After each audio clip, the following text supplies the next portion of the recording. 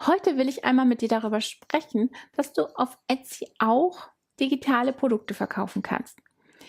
Vielleicht gehörst du ohnehin zu denjenigen, die gerne Digitales verkaufen. Und das hat auch gute Gründe, darüber sprechen wir sofort.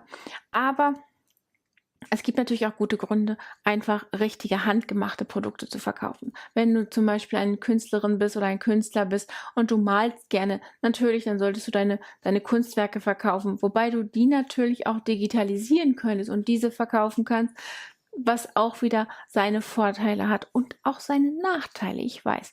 Aber, und das ist ein dickes Aber, wer ein digitales Produkt verkauft, hat eine sehr viel größere Gewinnspanne. Nicht zuletzt deshalb, weil wenn du es einmal erstellt hast, du dich nicht mehr drum kümmern musst. Andersherum ist es so, wenn du einen Kunden hast, der von dir ein Kunstwerk kauft und du hast es noch nicht erstellt oder du hast es einmal erstellt, dann ist es nur einmal zu verkaufen und danach ist es weg. Hast du dagegen ja, einfache digitale Produkte, dann kann der Kunde die runterladen und du stellst das Produkt einfach wieder neu ein und man kann es wieder kaufen. Das ist das Schöne daran und es ist für den Kunden auch schön, weil du das somit natürlich sehr viel günstiger verkaufen kannst. Nämlich, wir wollen nicht vergessen, wenn wir ein einziges Produkt erstellen, dann muss einmal unsere Zeit bezahlt werden, dann muss bezahlt werden, dass wir ja, die Produkte, die wir brauchen und natürlich der Arbeitsplatz und Licht und Strom und was auch immer muss damit irgendwie eingerechnet werden. Und das würde dann den Preis des Produkts ausmachen, der so sehr schnell sehr hoch werden kann, weil das ist ein einzigartiges, einzelnes Produkt, was für einen Kunden hergestellt wird, was es sonst nirgendwo gibt. Natürlich ist das etwas ganz Besonderes, das will ich hier gar nicht abstreiten, aber digitale Produkte haben natürlich den Vorteil, dass man sie öfter als einmal verkaufen kann und auch die kannst du natürlich ganz einzigartig machen. Und wenn wir einmal kurz überlegen, wie das so in der Welt so ist, digitale Produkte begegnen uns mittlerweile überall. Waren die noch vor einigen Jahren ja ein wenig verpönt und man hatte irgendwie nichts in der Hand und sollte trotzdem dafür Geld ausgeben, so ist es doch heute gang und gäbe, dass man Musik kauft und diese auf sein Handy lädt und gar keine CD mehr in der Hand hält. Mittlerweile ist das auch bei Filmen so.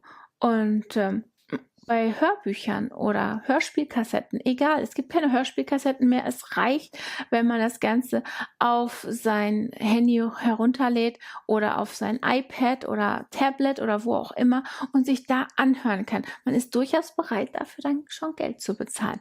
Für etwas, was man vielleicht nur am Computer nutzen kann.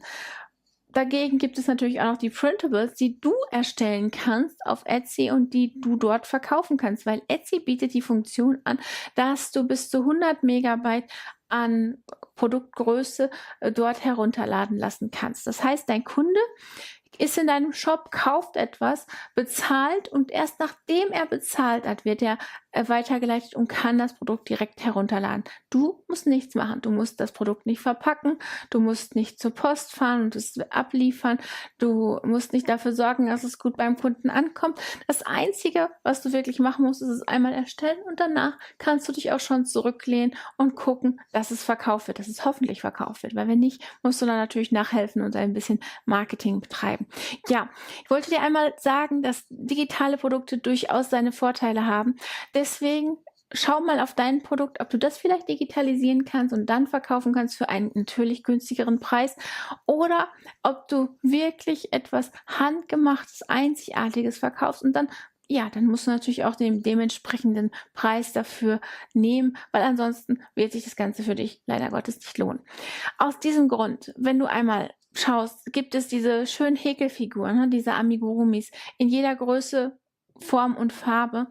Wenn du das heute mal bei Etsy eingibst, wirst du ganz schnell feststellen, dass es mittlerweile nicht mehr die Häkelfiguren gibt, die man kaufen kann, sondern du kannst die Anleitung dafür kaufen. Die kannst du dir zu Hause am Computer ausdrucken und dann kannst du dir die Figur selber erstellen.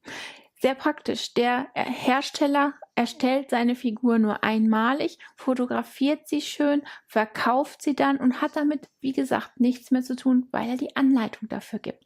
Und du dann etwas ganz Kreatives, Handgemachtes selber machen kannst, wenn du dir die Anleitung gekauft hast.